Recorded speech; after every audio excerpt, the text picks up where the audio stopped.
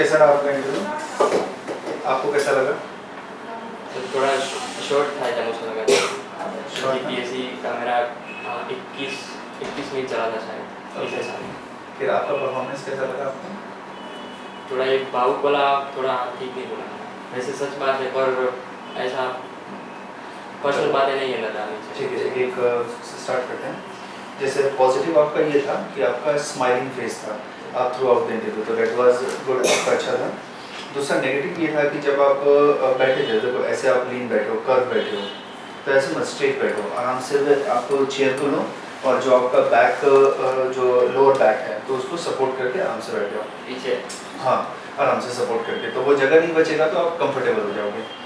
ये हुआ।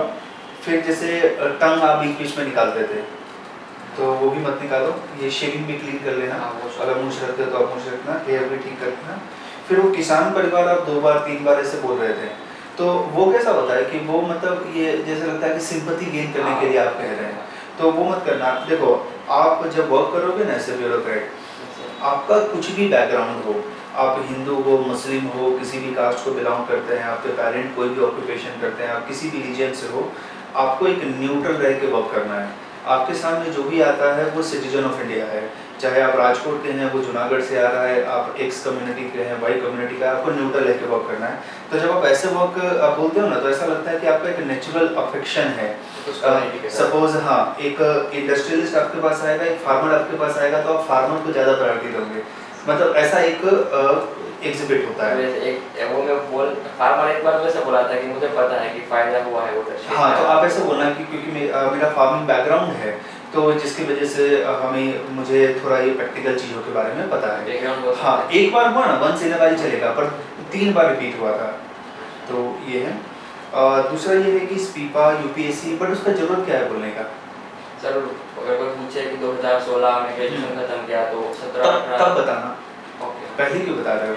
फिर जैसे आपने बोला कि इस बार मैंने प्रीलिम्स दिया है, मेरे चांसेस हैं मतलब निकलने के, तो इसमें क्या होगा कि आप बिना मतलब के वो इन्फॉर्मेशन डाल रहे हो और आपका इन्फॉर्मेशन लंबा हो रहा है बट क्रिटिकल इन्फॉर्मेशन नहीं आ रहा है। सो क्रिटिकल इन्फॉर्मेशन क्या है? आप जॉब में क्यों आना चाहते हो, सिविल सर्विस में, आपका सर्विस प्रेफरेंस क्या है, आपने ग्रेजुएशन किस में किया है, अगर आपने कहीं पे जॉब किया हो उसके बारे में, आपका हॉबीज़, आपका इंटरेस्ट एरिया, यही बेसिक रीज़न है जो उनको जानना है। फिर वो आपसे पूछेंगे कि ओके अच्छा बताओ, आप इतने साल से प्रिपेयर कर रहे हो, कुछ और भी कर रहे हो, देन आप बताना मैंने स्पीपा में एडमिशन लिया था, मैंने यूपीएससी का एग्ज़ाम दिया था, मैंने लास्ट ईयर में जीपीएससी में अपीयर हुआ था, बट सो एंड सो। तो फिर वो पूछेंगे कि क्यों नहीं हुआ आपका, तो आप बोलना कि इस रीज़न की वजह से नहीं हुआ, तो बोलेंगे कि वो वीकनेस को आपने ठीक किया, तो बोलोगे यस मैं उसके ऊपर अभी वर्कआउट मैंने किया है, तो इस बार मैंने उसको ठीक किया है। तो ऐसे आप कहना, मतलब बिना मतलब का इन्फॉर्मेशन देने का कोई सेंस बनता नहीं है। फिर ये हुआ। आप सिविल इंजीनियरिंग बोलोगे तो बहुत सारे उसके रिलेटेड क्वेश्चन राइज होगा। एक हाईवे का कंस्ट्रक्शन, फिर ग्रीनरी उसके साथ एसोसिएटेड है, मेट्रो बुलेट ट्रेन कंस्ट्रक्ट कर रहे हैं, अहमदाबाद में मेट्रो का कंस्ट्रक्शन हो रहा है, क्या वो फिजिबल है या नहीं है, बिल्डिंग कंस्ट्रक्ट हम करते हैं बट फायर सेफ्टी के नॉर्म्स को हम फॉलो नहीं करते हैं, तो फिर इससे सूरत में इंसिडेंट हुआ, आप इससे कैसे बच पाओगे। फिर आपके हॉबी के बारे में हमने नहीं पूछा, वहाँ पूछ सकते हैं डायरी राइटिंग। तो डायरी राइटिंग का एक बेसिक पर्पस ये होता है आप टाइम मैनेज कर पाएंगे, उसका एक बेसिक पर्पस होता है आप अपने एक्सपीरियंस को एक जगह पे आप लिख रहे हैं और फिर उसमें से आप कुछ लर्न कर रहे हैं, ठीक है ना। तो ये चीज़ है, तो उतना ही इंफॉर्मेशन देना जितना रिक्वायर्ड है। और फिर कहीं कहीं पे आप जब बोल रहे थे ना, तो मेरे को लग रहा था वो आंसर इनकम्प्लीट है, वो कंप्लीट आंसर नहीं था, मेरे को एग्जैक्टली याद नहीं है, बट वो इनकम्प्लीट है। जैसे कि पब्लिक सर्विस और सिविल सर्विस वाला, तो उसमें भी मतलब कन्फ्यूजन है। देखो पब्लिक सर्विस वो होता है जो गवर्नमेंट के लिए वर्क करता है, गवर्नमेंट के लिए वर्क जो पब्लिक गुड डिलीवर करता है, पब्लिक गुड। तो पब्लिक गुड क्या हुआ, मैं रेलवे चला रहा हूँ और तो भी पब्लिक गुड हुआ, मैं जस्टिस डिलीवर कर रहा हूँ तो भी पब्लिक गुड हुआ, मैं पुलिस हूँ तो भी पब्लिक गुड हुआ, मैं बॉर्डर पे खड़ा हूँ तो भी पब्लिक गुड हुआ। उसमें का एक सबसेट बनता है civil service. Civil service day to day life में जो रिक्वायरमेंट होता है उसके साथ डील करता है। Suppose day to day life में मुझे वाटर चाहिए, डे टू डे लाइफ में मुझे इरिगेशन फैसिलिटी चाहिए, पीडीएस चाहिए, एजुकेशन चाहिए, तो उसमें जो डील करता है वो सिविल सर्वेंट है। समझे आप डिफरेंस? सर मैंने शायद आरटीआई की जो पब्लिक अथॉरिटी की डेफिनेशन है वो शायद मर्ज करती है आंसर में। हाँ, और इसमें सोसाइटी में कैसे 3 तरह के लोग होते हैं। एक सिविल सोसाइटी होता है, एक पब्लिक सर्विस होता है और एक गवर्नमेंट होता है। तो ये और सॉरी एक सिविल सोसाइटी होता है, एक पब्लिक सर्वेंट होता है जिसके अंदर पॉलिटिशियन भी आ गए, गवर्नमेंट भी आ गए, और एक प्राइवेट होता है। ये 3 लोग सर्विस प्रोवाइड करते हैं। हाँ समझे? तो वो डेफिनेशन को आप याद रखना। फिर सिविल इंजीनियरिंग के रिलेटेड आपसे क्वेश्चन पूछ सकते हैं। फिर आपका हॉबी है, उसके रिलेटेड तो हॉबी तो आपने कंसाइज बताया। तो ये आपने इंटरव्यू बड़ा अच्छा दिया, वेरी गुड। इसी तरह से अप्रोच कीजिए, ठीक है। नेचुरल हो, आप बहुत अच्छा स्माइलिंग करते हो तो वो और एक अच्छी चीज़ है।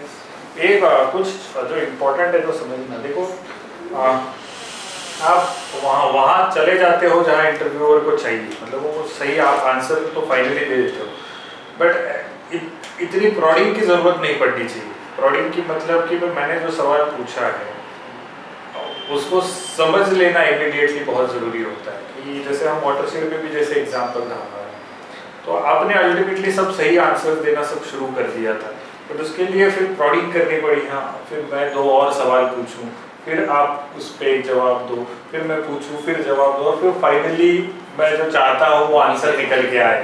तो इतनी ज़रूरत नहीं पड़नी चाहिए। तो ये कब नहीं पड़ेगी? जब आप सुनोगे और हाँ पूरा सुनोगे, उसको प्रोसेस करोगे और फिर जवाब दोगे।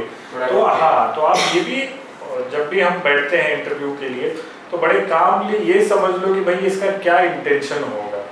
अब इंटेंशन, मैं क्यों पूछूंगा कोई सवाल, मुझे आपको कुछ बैकग्राउंड पता है, आप किसी चीज़ के लिए अप्लाई किए हो, वहाँ की रिक्वायरमेंट क्या होगी, ये दोनों को ही मैं मर्ज करने की कोशिश कर रहा हूँ, और तो मेरे पास कुछ है नहीं। तो मैं वो आपको भी उसी तरह से सोचना है कि इंटरव्यू मुझे ये क्यों पूछना है। मैं क्यों पूछ रहा था आपको कि भाई सिविल इंजीनियरिंग की है, आप सर्विसेज में जा रहे हो, तो इसका मतलब मैं बस डिस्कशन मोड में उसको पूछ रहा हूँ, स्पेसिफिक नहीं पूछ रहा हूँ, क्योंकि मुझे भी तो कुछ डिस्कशन करना है ना आपके साथ। तो ऑब्वियस था कि भाई सिविल इंजीनियरिंग का क्या है इसमें एप्लीकेशन, सिविल इंजीनियरिंग सर्विसेज में, बस वो लिंक करना है आपको। तो ये आप कब कर पाओगे? आप सवाल समझोगे, प्रोसेस करोगे या आंसर दोगे। तो इस तरह से अप्रोच करो तो आराम से कर दोगे। आपने इवेंचुअली सारे सही जवाब ही दिए, कहीं गलत नहीं रह रहे हो आप, बट उतनी प्रॉडिंग की जरूरत नहीं है। कोई जो है इंटरव्यूअर वो इतना टाइम आपको देगा, कोई शायद नहीं देगा और दूसरे क्वेश्चन पे जंप कर जाएगा। तो जो शायद चीज आपको पता थी वो आप बोल नहीं पाओगे। तो अपॉर्चुनिटी कहीं मिस नहीं करनी है, ये बिल्कुल याद रखिए। बाकी आप नेचुरल बात करते हो वो बहुत अच्छी चीज़ है आपके लिए, कि बिल्कुल आराम से नेचुरल है आपका, कोई आर्टिफिशियल नहीं है आपके इसमें, ये बहुत अच्छी चीज़ है। वही कंटिन्यू करो, हंसते रहो। ऑलमोस्ट आपको जवाब पता होते हैं, जहाँ नहीं पता है वहाँ बिल्कुल बता दो, वहीं पर हो जाएगा, नेक्स्ट इसमें चला जाएगा। एंड रस्ट साहब ने तो आपको बता ही दिया है, आई डोंट थिंक उसके ज़्यादा कुछ रिक्वायर्ड है, आप अच्छा करोगे, गुड। इंट्रोड्यूस योरसेल्फ ऐसा बोले तो सिर्फ ऐसा बोल दूं कि मैंने ग्रेजुएशन ये फील्ड में से किया है और मैं सिविल सर्विस की तैयारी कर रहा हूँ। और मैंने बाकी जो बैकग्राउंड की जो बातें उन्होंने की थी वो सारी वो बिल्कुल, बट कंसाइज रहो, ज़्यादा बोर मत कर देना, और एट द सेम टाइम थोड़े क्वेश्चन से इंड्यूस हो जाए उस पर, और आपका जो बैकग्राउंड है उससे हो भी जाएगा। फार्मिंग वाला आपका बिल्कुल सही है, बस 2-3 बार मत करना, बट ये अच्छा है कि वो जो बैकग्राउंड है वो कैपिटलाइज भी हो सकता है जब इंट्रोडक्शन में आप बता दोगे। नेवर नो, क्योंकि बहुत सारे ऐसे जो लोग हैं वो कम आते हैं उस बैकग्राउंड से। तो मेरा माइंडसेट क्या है, मैं इंटरव्यू के लिए बैठा हूँ, मेरे पास 100 लोग आने वाले हैं, मुझे भी तो कुछ नया पूछना है उससे। तो आप अगर कुछ नई मुझे अपॉर्चुनिटी देते हो तो आप मुझे फार्मिंग बताते तो मुझे अच्छा आ रहेगा कि चलो यार मैं इस पर कुछ पूछ लेता हूँ। तो ये आप अपॉर्चुनिटी मेरे लिए क्रिएट करते हो। मेरे पास सारे इलेक्ट्रिकल इंजीनियर आए और एक सिविल आया, मुझे अच्छा लगेगा कि चलो मैं सिविल को पूछ लूँ। आपका सिविल और एनवायरनमेंट ये वाला जो मिक्स है वो कहीं ना कहीं क्वेश्चंस उस पर शायद आएंगे, क्योंकि आजकल ये बड़ा हाइप है कि इतना सारा ये जो काम चल रहा है इसके क्या एनवायरमेंटल इम्पैक्ट है और ये सारी कहानी है। तो थोड़ा वो जो एक अवेयरनेस है वो आप बिल्कुल रखिए, उस पर आ सकते हैं। बाकी विल डू गुड। और बाकी आपका मतलब जितना आप नेचुरल है ना उतना रहेंगे तो डेट विल बी गुड। ठीक है, और कोई और कुछ डाउट होगा तो पूछिएगा। ठीक है, थैंक यू, गुड डे।